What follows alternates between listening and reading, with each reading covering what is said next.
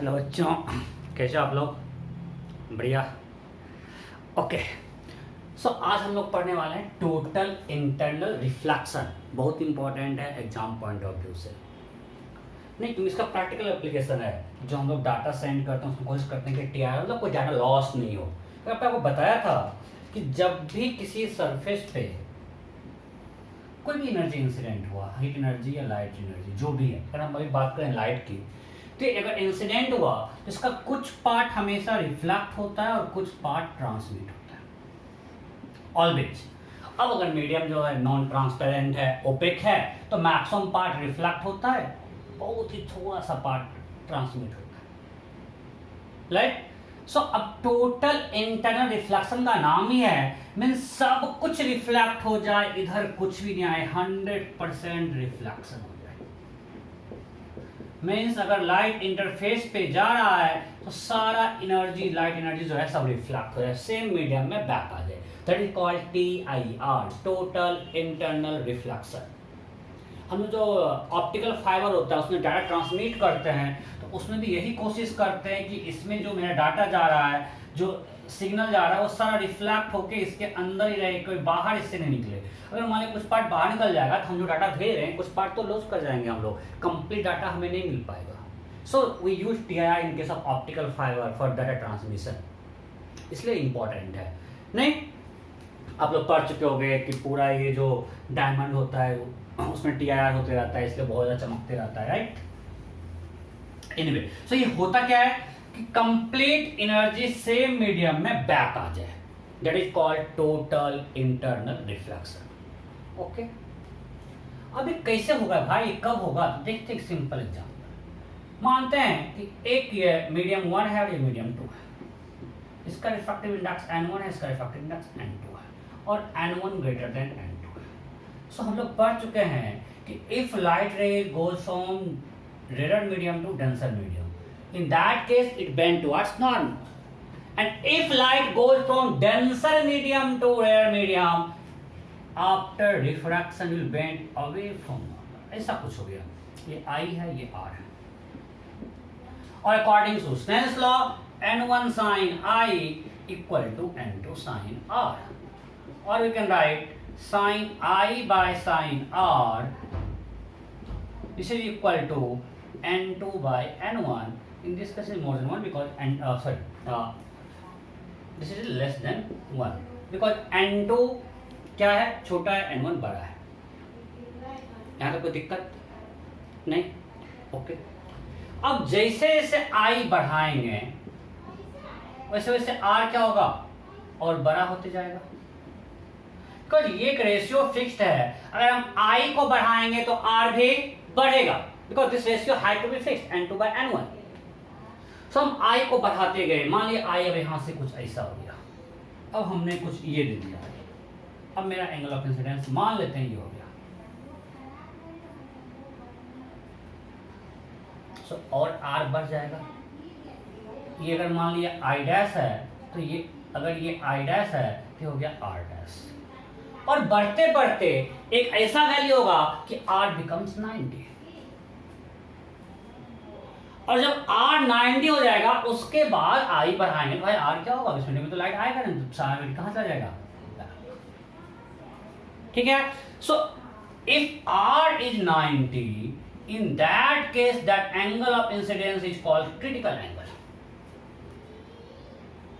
मैं आपको क्या दिखाया कि जैसे जैसे हम I बढ़ा रहे हैं R बढ़ रहा है, नहीं, और एक बार ऐसा हो गया I का वैल्यू अब R अगर 90 हो जाए, कॉरस्पॉन्डिंग वैल्यू कुछ I का थीटा C है। अब क्या होगा, कुछ भी इस मीडियम में अगर I उससे बड़ा होगा तो कुछ आएगा नहीं यार, सब तो लाइट बैक चला जाएगा, क्योंकि R तो 90 हो चुका है, अब लाइट कहां है इस मीडियम में। This is called angle, critical angle, this I is called critical angle. कैसे निकाल सकते हैं? अब लगाओ Snell's law, sin theta C, I equal to क्या सकते हैं, R इक्वल टू 90 रख देते हैं, this is equal to N2 by N1, so sin 90 is 1, so sin theta C is equal to N2 by N1, so theta C is sin inverse N2 by N1। तो याद रखना बहुत आसान है यार, छोटा बाय बड़ा है तो साइन टर्म मोर देन 1 हो नहीं सकता है। So n2 by n1 had to be less than 1, so n1 बड़ा है n2 छोटा है, सो छोटा बाय बड़ा, this is called critical angle.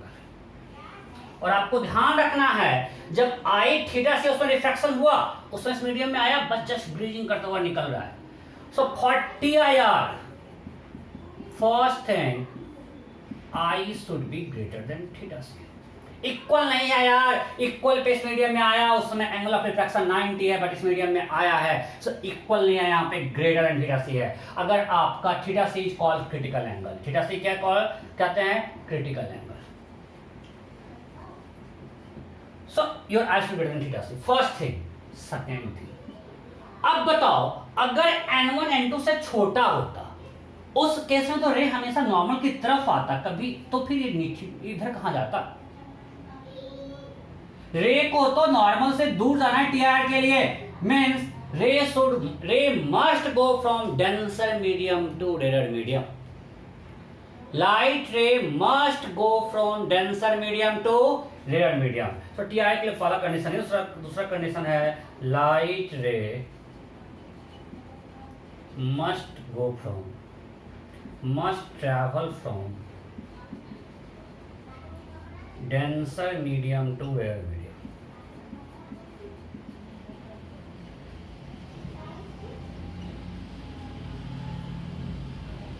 So total internal reflection के में दो कंडीशन ड्राइव किया।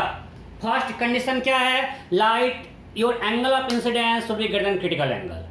For the second condition, light rays must travel from denser to rarer medium. Okay, ऊपर वाला पोर्शन दिख नहीं रहा है तो ऊपर हम नहीं लिखेंगे।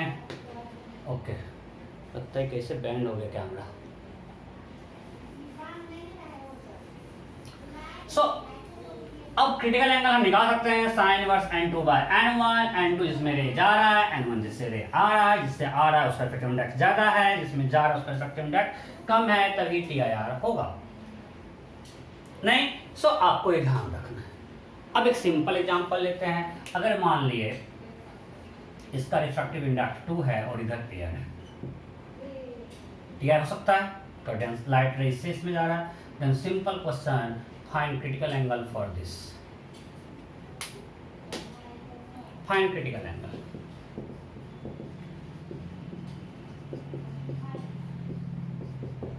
Option A 45 डिग्री, मजा आ जाएगा यही सब क्वेश्चन आए तो। Option C 60 degree, option D। Find critical angle.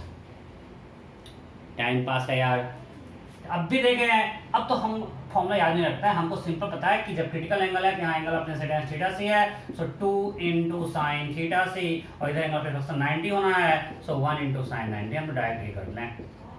So sine theta C is equal to 1/2, so theta C is 30। कोई डाउट नहीं? सो क्रिटिकल एंगल क्या हो गया, 30 डिग्री हो गया, खत्म। नेक्स्ट नेक्स्ट नेक्स्ट नेक्स्ट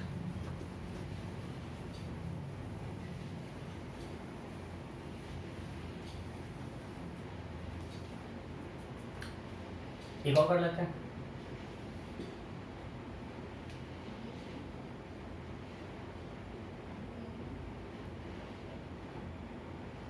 तो सोच रहे हैं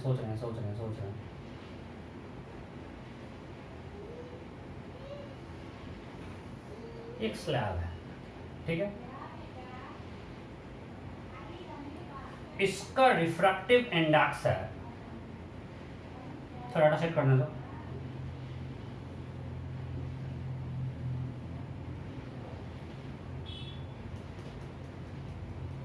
इधर air,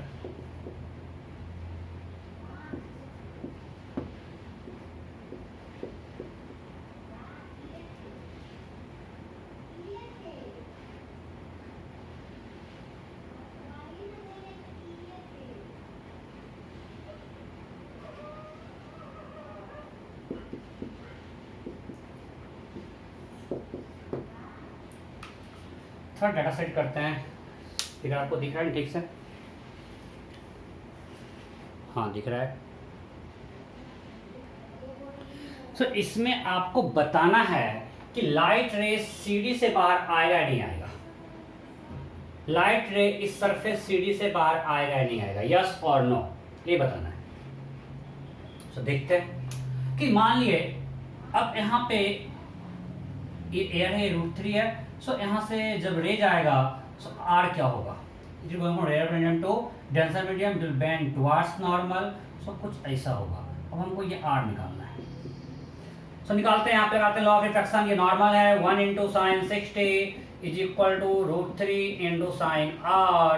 so √3/2 equal to √3 sin r। So sin r equal to half. So r equal to 30। So r जब 30 है तो ये एंगल क्या होगा, ये भी 30 होगा। So what is this angle, 60। So this angle is 60 because ये 30 है, ये दोनों पैरेलल है, तो ये 30 होगा, this angle is 60। So यहाँ पे angle of incidence 60 डिग्री है। And what is critical angle? आपको ध्यान रखना है, critical angle क्या होगा, sin inverse n/1, इधर एयर है, by √3। So ये जो 60 डिग्री है इससे बड़ा है यार, ये sin inverse 1/√3 है, ये sin 60 √3/2 है, इससे बड़ा है। ये आपको कंफ्यूजन होना है, एक काम करो, आप यहाँ पे लगाओ लॉ ऑफ रिफ्रैक्शन। जब भी दिक्कत है हम तो ये भी कर लेते हैं, उतना क्या दिमाग लगाना है। यहाँ पे करते हैं √3 × sin 60 equal to 1 × sin r। So क्या √3 × √3/2 that is equal to sin r। So ये आ गया 3/2, तो पॉसिबल ही नहीं है, इसका मतलब उस मीडियम में रे नहीं जा रहा है। अगर हमने यहाँ पे लॉ ऑफ रिफ्रैक्शन लगाया तो आ गया, यहाँ पे एंगल ऑफ इंसिडेंस कितना है, 60 डिग्री। अरे ये 60 तो ये 30, ये 30 तो ये 30, ये 30 तो ये 60। So angle of incidence 60. So √3 × sin 60 equal to 1 × sin r। sin r आ गया 3/2। sin r can't be more than 1, sin term more than 1 नहीं हो सकता है, मतलब इसका मतलब रे उस मीडियम में नहीं जाएगा, यहाँ से रिफ्लेक्ट कर जाएगा, फिर यहाँ पे आएगा, ये 60 रिफ्लेक्ट किया तो ये भी 60, और इस तरह से रे ऐसे ही होते रहेगा। अगर कुछ डाटा आपको दिया रहेगा तब यहाँ से निकल रहा है तो कितना पूछ सकता है, कितना लेंथ इसमें लाइट ट्रैवल किया, कितना टाइम तक अंदर रहा। अब आपको अगर टाइम तक देखना है, इसका देखना है कि ये इसका पाथ लेंथ है by speed of light in this medium, कितना टाइम अंदर रहा, कुछ भी आप करवा सकता है। अब आपको बस डाटा चाहिए। अगर आपको डाटा सब कुछ दिया रहेगा तो आप इसका लाइट का इसके अंदर पाथ लेंथ निकाल सकते हो। मान लीजिए यहाँ पे ये एंड हो गया, मैं ये बोल रहा हूँ, ऐसे नहीं पा रहेगा, यहाँ पे मान लीजिए एंड हो गया, यहाँ पे ये एंड हो गया। सो अब हमको देखना है कि ये इतना पाथ लेंथ ट्रैवल किया, राइट। यहाँ से फिर अब ये ऐसे बाहर निकल जाएगा। सर इतना पाथ लेंथ ट्रैवल किया, हम पाथ लेंथ निकाल सकते हैं, ज्योमेट्री से सारा लेंथ निकाल सकते हैं, तो पाथ लेंथ निकल जाएगा। टाइम निकाल सकते हैं, तो path length by speed of light in this medium, कितना टाइम तक उसके अंदर रहा, सब कुछ कर सकते हैं, राइट। सो फिजिक्स यहीं पे खत्म हो जाता है। नेक्स्ट कुछ अच्छा क्वेश्चन करते हैं इस पे, टीआई पे। बस अभी टीआई तो पढ़ना है इस लेक्चर में। चलो मानते हैं, लेकिन कोई चलो एक इंटरफेस है, इधर जो हम सब क्वेश्चन सिंपल करने को डाटा देते हैं ताकि आपको क्वेश्चन आसान हो जाए, कि इधर रिफ्रैक्टिव इंडेक्स मीडियम का 5 है और इधर 3 है, और यहाँ पे एक पॉइंट सोर्स रखा हुआ है, लाइट का यहाँ पे एक सोर्स रखा हुआ है, ठीक है। देन क्वेश्चन है find area of illuminated region at this interface. कोई यहाँ बाहर ऑब्जर्वर बैठा हुआ है, 3D में सोचो कि एक कोई इंटरफेस है, उसके नीचे एक पॉइंट सोर्स रखा हुआ है, 3D में सोचो आप, इसको 1D में समझो। एक नीचे इससे 4 मीटर नीचे एक पॉइंट सोर्स रखा हुआ है, ठीक है। ये पॉइंट सोर्स यहाँ पे रखा हुआ है, इस मीडियम में 5 है, इसका इफेक्टिव इंडेक्स 3 है।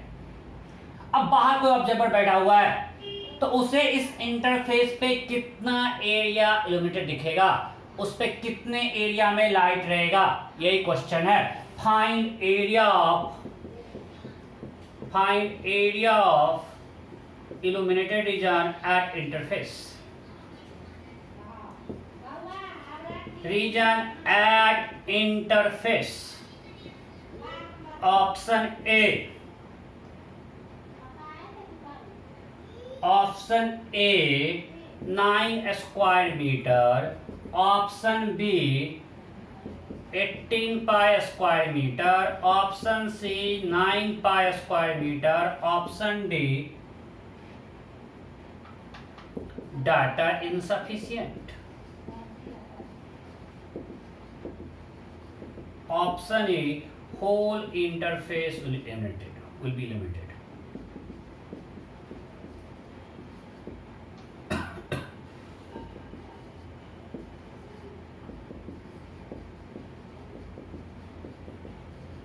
फॉर दिस ऑब्जर्वर, इधर का ऑब्जर्वर बैठा हुआ है, उससे कितने दूर पे लाइट दिखेगा कि इल्यूमिनेटेड है इस ऑब्जर्वर के लिए।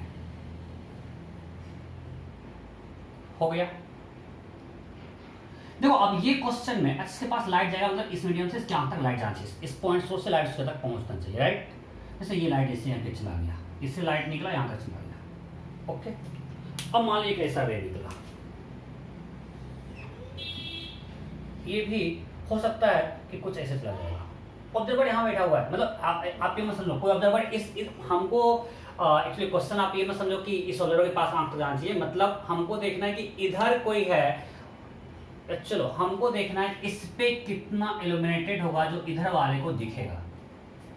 तो थोड़ा मॉडिफाई करें, थोड़ा और अच्छा मजेदार क्वेश्चन करते हैं, ये थोड़ा ठीक नहीं रहे। चलो इसमें थोड़ा ये चेंज करते हैं। क्वेश्चन है find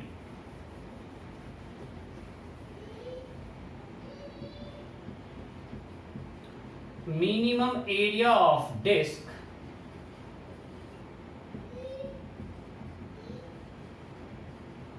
which should be kept at interface so that no light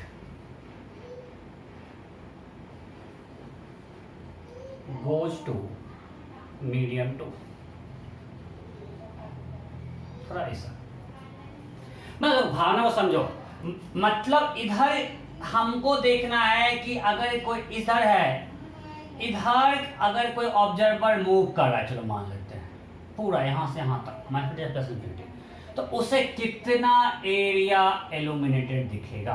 अगर कोई ऑब्जर्वर इधर मूव कर रहा है तो उसे इस इंटरफेस का कितना इल्यूमिनेटेड दिखेगा, उसी का दूसरा लैंग्वेज ये है। ये क्वेश्चन बहुत इंपॉर्टेंट है क्योंकि एनसीईआरटी में है, मेंस नीट एडवांस सब पूछे हुए हैं। अब जैसे अब ये रे है, ray going from denser to rare medium, तो ये रे मान कुछ ऐसे करके निकल गया, ठीक है। अब इसी तरह ये रे था, ये भी निकल गया, यहां से एक रे गया, इसका भी कुछ एंगल ऑफ इंसिडेंस है, तो ये भी ऐसे कुछ निकल गया। अब जैसे जैसे रे ऐसे जा रहा है, अब मान लीजिए ये रे आया, अब इसका एंगल ऑफ इंसिडेंस जैसे जा रहा है ये बढ़ रहा है, ये एंगल बढ़ रहा है, ये एंगल ऑफ इंसिडेंस बढ़ रहा है, हो सकता है कि ये रे ऐसे निकल जाए। अब जो इससे ज्यादा जाएगा उससे में बैक आ जाएगा, राइट। सो ये मेरा क्रिटिकल एंगल है। अब इससे ज्यादा जो भी जाएगा वो बैक आएगा, मतलब अगर हम फिगर को रीड्रॉ करें तो इससे बाहर कहां तक रे जा रहा है। अगर हमको देखना है कि कितना एरिया से रे बाहर निकल रहा है, सो अगर ये मेरा इंटरफेस है, यहां पे पॉइंट सोर्स है, इसका रिफ्रैक्टिव इंडेक्स 5 है, इसका रिफ्रैक्टिव इंडेक्स 3 है, ये मेरा क्रिटिकल एंगल है। अब इससे जस्ट बढ़ा लिया क्रिटिकल एंगल से, सो अब ये मेरा क्रिटिकल एंगल है, इसके बाद रे बैक आ जाएगा, मतलब जो रे जाएगा वो इस एंगल तक, यहां तक ही रे निकलेगा। इसके बाद जो भी रे जाएंगे, अगर हम इसे थोड़ा भी इधर रे लेते हैं, ये ऐसे बैक आ जाएगा, वो बाहर नहीं जा रहा है, तो इस ऑब्जर्वर को रे नहीं मिलेगा। जो ऑब्जर्वर इस मीडियम में है, यहां से यहां चला, उसको रे मिलेगा क्या? नहीं। तो अब अगर चलो 3D में, ये हमारा देखा है सिंगल में, 3D में अगर सोचेंगे एक तरह से कौन बनेगा, राइट। इधर से भी 37 परिखारित critical angle sine theta C is equal to μ2 by μ1, that is 37 degree. So ये 37 डिग्री है, यहां भी 37 डिग्री, 37 डिग्री। अब इससे बड़ा करेंगे तो रे बैक आ जाएगा, राइट। सो अगर हम देखेंगे 3D में, तो 3D में आपको हर डायरेक्शन में इस तरह से दिखेगा, राइट। ये क्लियर है ना? आपको हम दिखाएं इधर, अगर आप देखोगे 3D में, तो मान लें हमारे पास कोई पॉइंट सोर्स है, कोई पॉइंट सोर्स कहाँ मिला भाई? कोई पॉइंट सोर्स मिल जाए, नहीं मिल रहा है, अब मान लेते हैं यार ये पॉइंट सोर्स। अब इस पॉइंट सोर्स से इधर भी ले जाएगा, इस हर डायरेक्शन में 37 डिग्री जब एंगल ऑफ इंसिडेंस होगा, उससे अराउंड वो तैयार करेगा। यहाँ पे क्या बनेगा? इस इंटरफेस पे एक सर्कल बनेगा, राइट। इंटरफेस पे कौन बनाना? ये एक कौन बना। चलो मैं कौन बनाता हूं।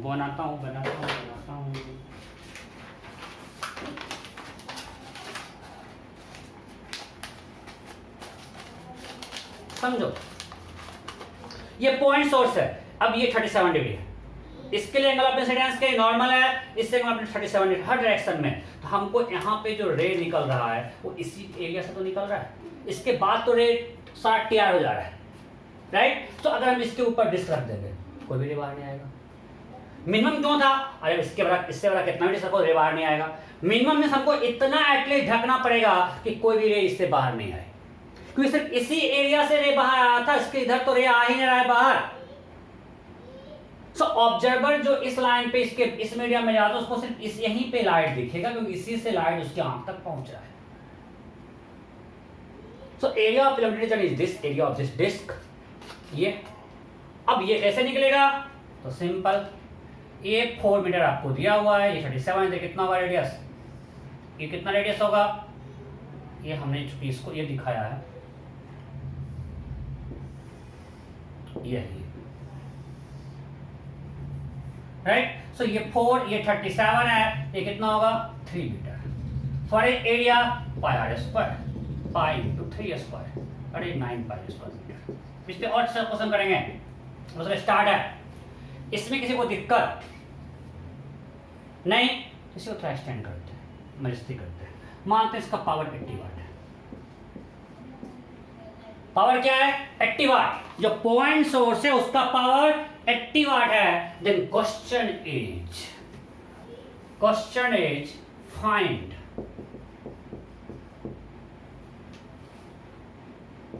Power transmitted to medium 2. Find power transmitted to medium 2. ये मीडियम 1 है, तो मीडियम 2 में कितना पावर ट्रांसमिट कर रहा है? Find power transmitted to medium 2। Option A 80 watt, option B 40 watt, option C 16 watt, option D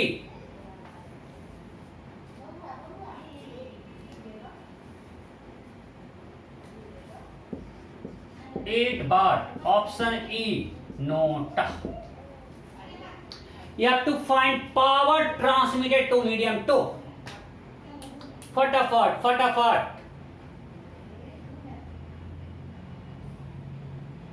80 watt, 40 watt, 16 watt, 8 watt, NOTA. जल्दी करो, हो गया। चलो हम नहीं करता। अब इसको बहुत एनहांस करते हैं, क्यों यूज सॉलिड एंगल कॉन्सेप्ट, कि आपको मैं दिखाया कि इस कोण से, अरे यार तुम तो कितना जल्दी तुम्हें क्या थी,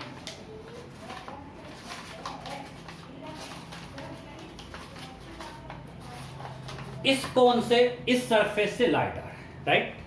मीन्स जो भी जा रहा है मीडियम 2 में इसी के अंदर से जा रहा है। इसका सॉलिड एंगल निकाल सकते हैं। अरे ये कौन है मेरा, चलो यहां बनाते हैं। ये कौन है, इसी में तो लाइट निकल रहा है। This plane angle is 37 degree, तो हर एक दिस ओमेगा आपको हम पढ़ा चुके हैं गॉस लॉ में। This is equal to 2 pi into 1 minus cos 37।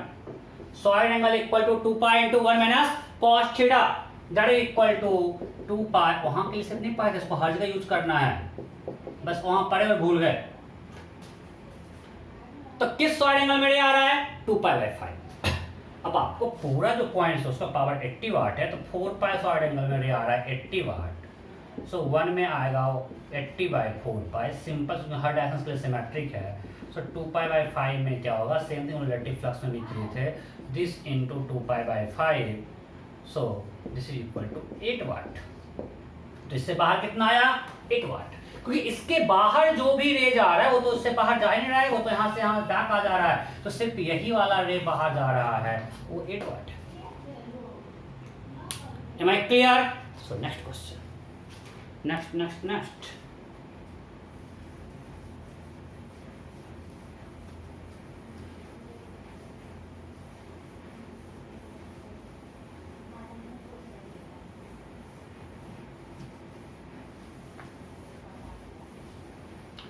चलो मैं बिल्कुल अभी इसी पे करते रहेंगे।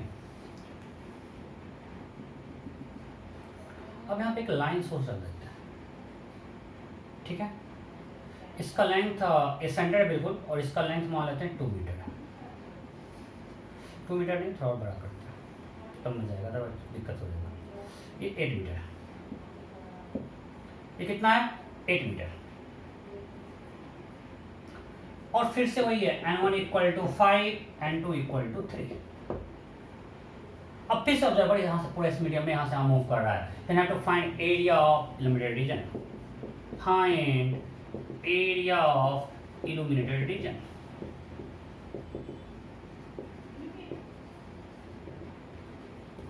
You have to find area of illuminated region। फटाफट मैं करूं, क्या करता हूं, ऑप्शन देता हूं, 64 + 9 pi square metre. Option B 64 + 9 पाई/2 square metre. Option C 48 + 9 pi square metre. Option D 48 + 9 पाई/2 स्क्वायर मीटर। ऑप्शन ई मोटा। फिर से ये दिया हुआ 4 मीटर, बिल्कुल सब कुछ सेम है। जहां पे पॉइंट सोर्स था, यहां पर एक लाइट का लाइन सोर्स रख दिया, और इसके सेंटर ये इसका सेंटर है, and this is 8 metre, sorry ये 4 मीटर है, इसका लेंथ 8 मीटर है।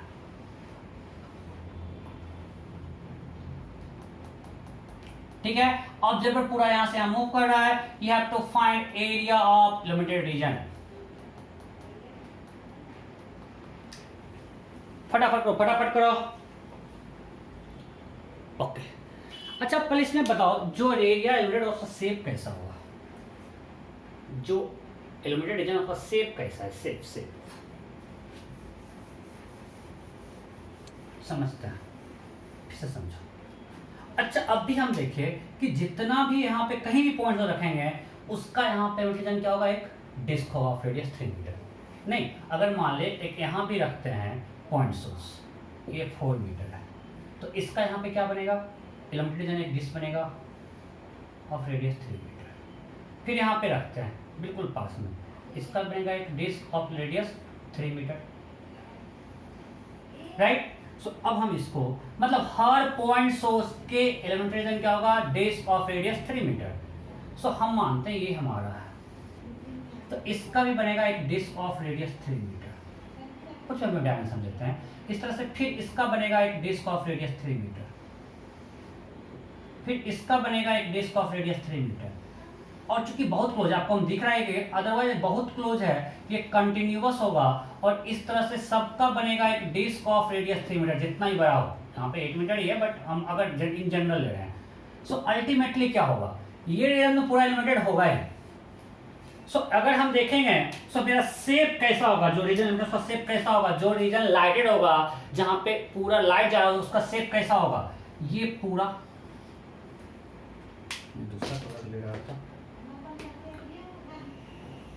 ये पूरा, फिर ऐसा, फिर ऐसा, फिर ये मीन्स ऐसा, दिस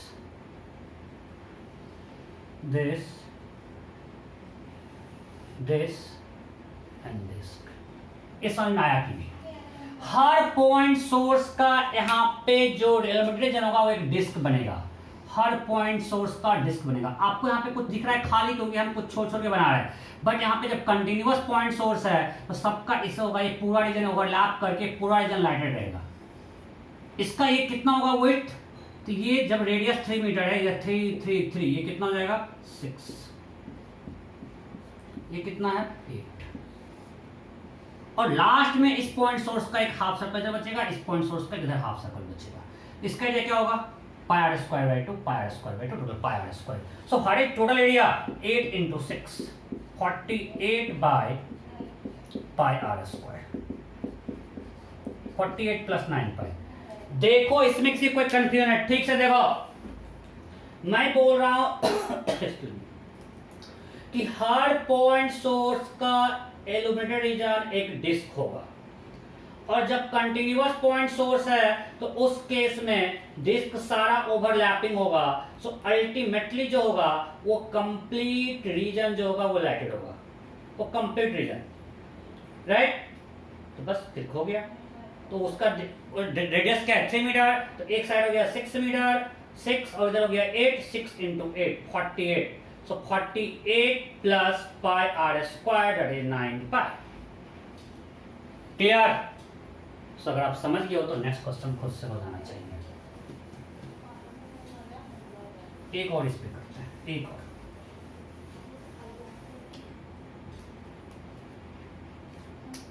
चलो फिर से मानते हैं वही मेरा इंटरफेस है, n1 equal to 5, n2 equal to 3, और यहाँ पे मान ली रिंग रखा हुआ है, डिस्क ने रिंग रिंग रिंग रिंग, यहाँ पे जो है ना एक रिंग रखा हुआ है, ऐसा समझो, एक हमने नीचे एक रिंग रख दिया ऐसे एक रिंग रखा हुआ है, ठीक है। इसका रेडियस 6 मीटर है, एक लाइट सोर्स है, मीन्स ये एक लाइट सोर्स है, रिंग, ये रिंग आपको मोटाई नहीं है, एक रिंग है जिसका रेडियस है 6 मीटर, वो नीचे यहाँ पे रखा हुआ है, इसका ये डिस्टेंस है 4 मीटर, ठीक है। ऐसे रखा हुआ है इस प्लेन में, ऐसे, और ये इंटरफेस है।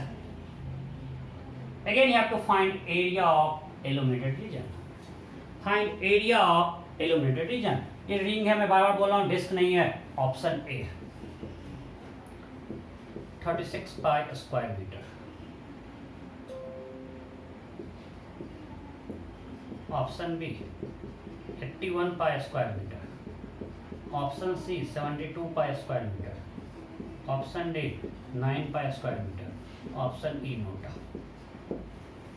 डाटा सब कुछ सेम है, मैंने बस पॉइंट सोर्स को अब क्या कर दिया, रिंग है, एक सर्कुलर रिंग टाइप सोर्स है, and you have to find area of illuminated region, कितना रीजन में लाइट रहेगा।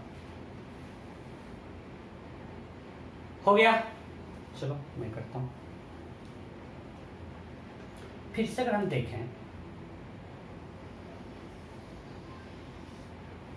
ये हमारा सोर्स, ठीक है। अब इसके अगेन हर पॉइंट सोर्स का ऊपर क्या बनेगा, लिमिटेड जो होगा डिस्क बनेगा। हर पॉइंट सोर्स के लिए ऊपर रीजन होगा illuminated disc of radius 3 metre. अभी हम लोग कर चुके हैं, हर पॉइंट सोर्स के लिए ऐसा होगा, और दिस 3 मीटर।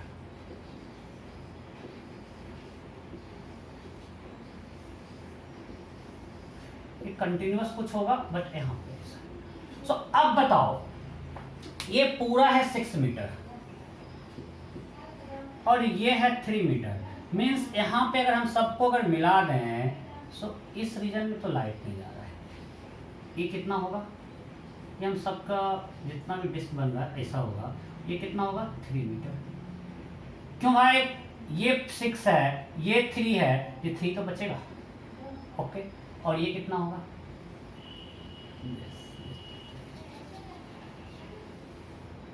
सो ये हमारा 6 है, और अगेन जो फिगर ठीक नहीं बना है, ये सारा डिस्क इसको टच करेगा,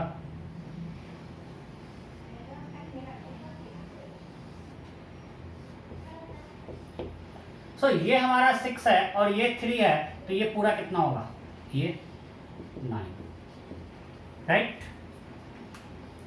मैं फिर से बनाऊं क्या, फिर से बनाता हूँ फिगर। हर पॉइंट सोर्स का एक इल्यूमिनेटेड डिस्क बनेगा, इसमें किसी कोई कंफ्यूजन नहीं है। ये रिंग है हमारा, मैं पहले ही इसको अच्छा से कर देता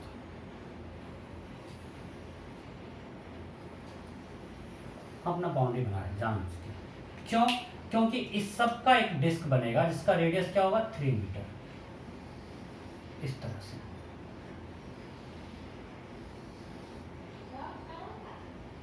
सबका एक बनेगा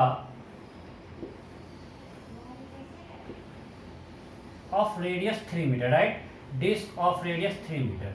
अब आपको समझ में आ जाना चाहिए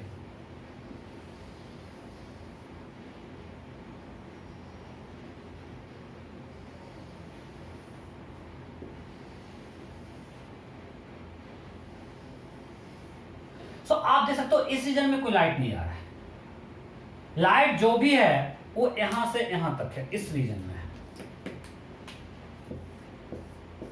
ये जो रेड वाला एरिया है इसमें लाइट है, राइट।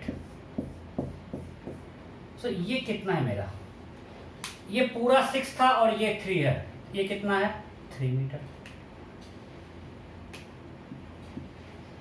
और ये वाला कितना है 6 + 3 9। सो हमको बस जो बीच का सेड रीजन है उसमें लाया, उसका एरिया निकालना है। So area of illuminated region क्या होगा,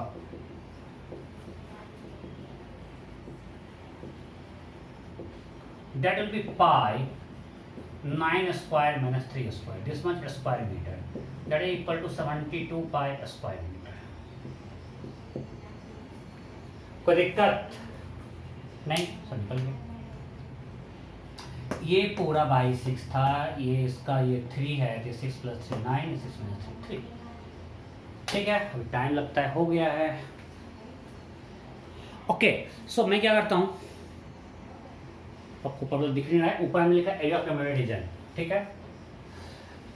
यहीं पे आज हम एंड कर रहे हैं, नेक्स्ट क्लास में पढ़ेंगे डेविएशन, और मतलब नेक्स्ट क्लास में हम उसको कंप्लीट करेंगे रिफ्रैक्शन थ्रू प्लेन सरफेस में, और प्रिज्म स्टार्ट कर देंगे। कुछ थोड़ा बचा हुआ है, डेविएशन बचा हुआ है, फिर वेरिएबल रिफ्रैक्टिव इंडेक्स और कुछ छोटा टॉपिक बचा हुआ है, ठीक है।